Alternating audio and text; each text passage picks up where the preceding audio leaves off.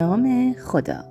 داستان کنیزکی که با ورود شاه به خوابگاهش تب می‌کرد. روزی پادشاهی از مرتعی می‌گذشت به دنبال شکاری در خور مقام همایونی. چاکران و درباریان و یوزان و شکاربانان همه در پی تخت شاهی روان تا سلطان صیدی بیابد و با فکندن تیری بر قلب وی سرش را جدا نموده و بر سردر تالار بار عام آویزد و مایه عبرت مردم عام می شود.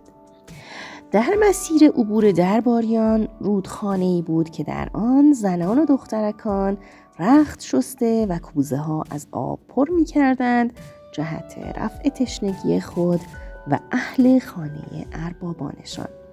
ناگهان چشم سلطان کنیزکی جوان و خوب روی را دید. همچون عروسکان چینی روی سپیدش همچون ماه گردون و موی سیاهش چنان شب یلدا. پادشاه دل و دین به کنیزک بباخت و چاکران را روانه وی کرد تا خوابگاه او را بیابند. به اندکسری وی را از اربابش خریده و راهی دربار خویش کرد. هر شبی که پادشاه در خوابگاه وی وارد می شد کنیزک را تبی فرا می گرفت، آنچنان که وی به هذیان گویی افتاده و شاه از رسیدن به مقصود خویش باز می ماند. چون این رفت و سلطان در تب همخوابگی با کنیزک به خود می پیچید و کنیز هم از تب می سوخت و هماغوش سلطان نمی شد. درباریان از درمان باز ماندند، چرا که حال کنیز در هر زمانی خوش بود به جز زمان ورود سلطان به خوابگاه.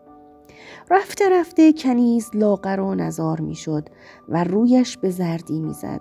پادشاه حکیمان را بار داد تا چاره کار کنند. زاهدی خلوت نشین نیز وارد دربار شد. هیچ کس اعتنایی به وی نمی کرد. حکیمان آنچه در چنته داشتند در میان ریختند، مرهم ها و توصیه ها بیفایده ماند و پادشاه درمانده تر شد. زاهد نزد وزیر رفت و اجازه شرفیابی خواست. پادشاه که از همه ناامید شده بود خواست تا توصیه زاهد را نیز بیازماید. زاهد نزد کنیزک رفته و هر شب داستانی عاشقانه از وصل عاشق و معشوق به وی تعریف می کرد. با هر روایتی کنیزک غمگین شده و مرثیه‌ای از جدایی میان عشاق می خواند، تا اینکه اعتماد وی به زاهد جلب شده و گره از راز خویش باز کرد که من در دیار خویش عاشق زرگری بودم که وی خود از این عشق بیخبر بود. هر روز به شوق دیدن روی معشوق برای آوردن آب میرفتم.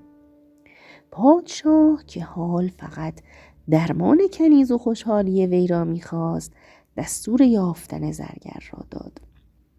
پس از چندی چاکران دربار راهی سمرقند گشته از روی نشانه هایی کنیزک داده بود زرگر را یافته به چاپلوسی و پرداخت زری تطمیع کرده و به کوشک آوردند. آری دوستان، مرد زرگر که تعریف درباریان از خویش را شنید غره شده و از زن و فرزندان دست شسته و همراه فرستادگان شاه به دربار آمد. زاهد پادشاه را گفت که کنیز محروی را تسلیم این زرگر کن تا به وصل وی حال کنیزک بهبود یابد. شه بدو بخشید آن محروی را، جفت کرد آن هر دو صحبت جوی را. مدت 6 ماه گذشت.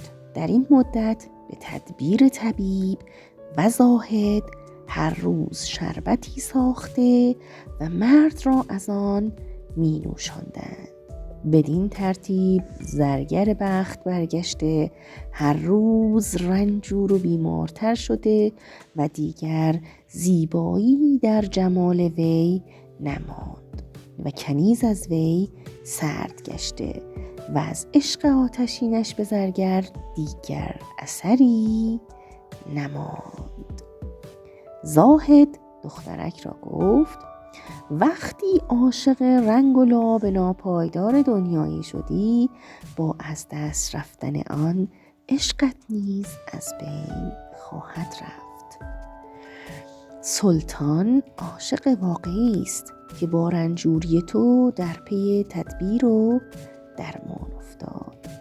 آری دوستان، این بود داستان امروزمون. امیدوارم که لذت برده باشید. راستی داستان بعدیمون در مورد دخترک سپید روی سیاه بخت هست. زنگوله رو بزنید که این داستان زیبا رو هم از دست ندید.